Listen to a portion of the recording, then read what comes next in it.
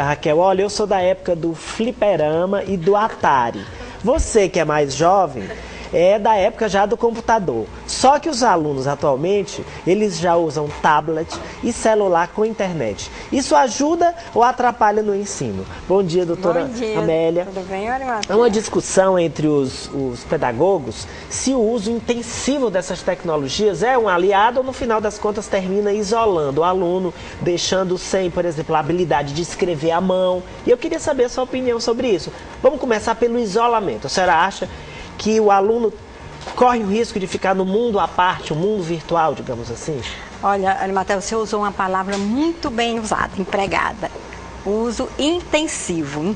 Então, se você usa muito só algo, claro que as outras coisas ficam atrapalhadas, as outras áreas do desenvolvimento ficam atrapalhadas. Tem a questão do isolamento. Sim, o isolamento atrapalha, porque o ser humano, ele é um ser social. Entre tanto bio, psico, social e espiritual, ele precisa da relação um com o outro. E a relação com a máquina é uma relação diferenciada, não é uma relação.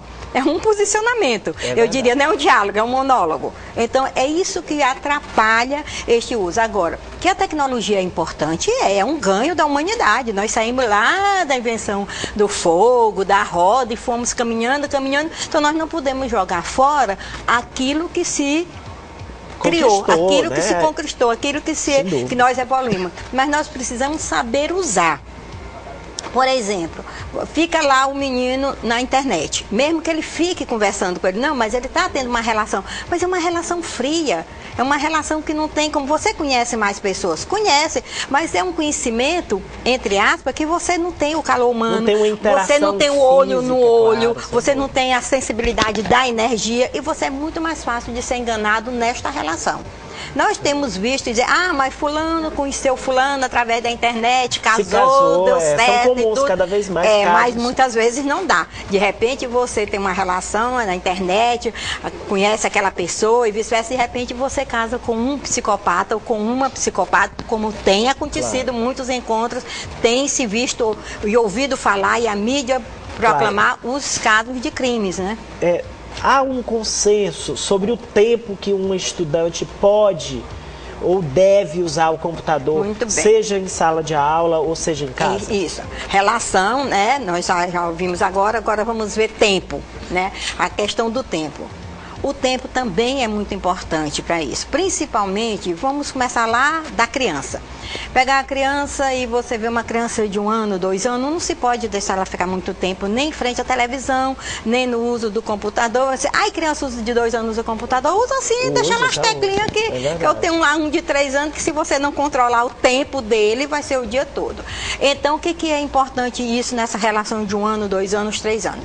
A criança diz assim, uma mãe disse para mim no meu consultório de psicopedagogia, mas ele desenvolveu a coordenação motora muito bem, ele faz com os dedinhos, ele tecla, ele usa o controle. Eu disse sim, ele desenvolveu um aspecto da coordenação motora, que foi a coordenação motora fina. Agora vejam bem, para você desenvolver a coordenação motora fina, você tem que primeiro desenvolver a ampla. Então, a coordenação motora fina já é consequência da ampla, porque a coordenação motora fina é uma coordenação em 2 dimensões, que você trabalha só em 2 dimensões. A coordenação motora ampla é uma coordenação em 3 dimensões, que inclusive você manipula, você tem um concreto, você usa seu corpo, você usa materiais maiores, você entra no espaço, brincando, trabalhando, brincar para a criança é um trabalho. Correr, pular, jogar bola, cair, levantar, porque isso é um desafio para ele ir mais à frente. Então, a noção de profundidade que ele começa a ter, de equilíbrio que ele começa a ter. Então, ele vai e não passa por essa etapa. Aí fica 1 hora, 2 horas brincando na trave. É a melhor babá que tem, não é? Entre aspas, é a melhor babá que tem, é a mais perigosa, mas ele fica lá, é bom para a mãe, é bom para a própria babá que está cuidando dele, porque o menino fica quietinho. Aí tem outra coisa também, que não se está prestando questão da atenção. Além de perder o desenvolvimento motor amplo, tem a questão do estímulo visual. Muita agressão para a criança, aquela questão daquele raio que está ali, daquela luminosidade que está ali, muito grande para ele. Outra coisa, está se falando que as escolas estão cheias de crianças hiperativas, mas eu diria falsas hiperativas. Não são crianças hiperativas neurologicamente, são crianças falsas hiperativas, porque ela está lá na frente da televisão. Você já viu a rapidez com que nós estamos aqui falando atropeladamente, por quê? Por causa do tempo. Então a rapidez que as imagens vão se sucedendo, então isso na cabecinha da criança, de 2, 3, 4, 5 anos. Então tudo na vida daquela criança, ela quer que aconteça muito rápido, num ritmo alucinante. E então ela não vai ter tempo de ter atenção que o professor requer, que a matéria requer para que ela aprenda. Quando ela chega lá na 4ª, 5ª série. Por quê? Porque a atenção dela está dispersa. Claro, sem contar que além dessa capacidade de entender as coisas mais amplamente e dessa rapidez que o adolescente, a criança, vai tender a querer em tudo na vida dele, tem a questão, por exemplo, parece prosaico, mas eu acho importante, do aluno quase não escrever mais com a mão. Quase não. Perder usa. essa o que habilidade. você não Porque usa, você tecla em sala de aula, por exemplo, no colégio Instituto Dom Barreto, que é um dos melhores colégios do Brasil, sucessivamente, cada aluno tem um computador. Tem um grande colégio aqui de Teresina que em 2012 vai adotar tablets em sala de aula, um por aluno, que é esse computadorzinho pequeno aqui, ó, pequenininho. E esses alunos não vão mais escrever, né? Ainda tem mais outra coisa, você já ouviu falar, claro, do Sabre Ler, não sabe? Vai lá escrever a aula todinha num papo desse. Na lousa. Vai lá. O que acontece com esse dedinho aqui? O que vai acontecer com isso aqui? Isso aqui tem uma inervação, bem pra cá, ó. Aí o menino começa a dizer que tá com dor no braço. E a mãe começa a dizer que ele está com preguiça, o professor começa a dizer que ele está com preguiça. Faz esse movimento constante aqui, a aula todinha. Aí você vem, começa essa inervação a doer, começa a doer, vem se localizar aqui na cervical.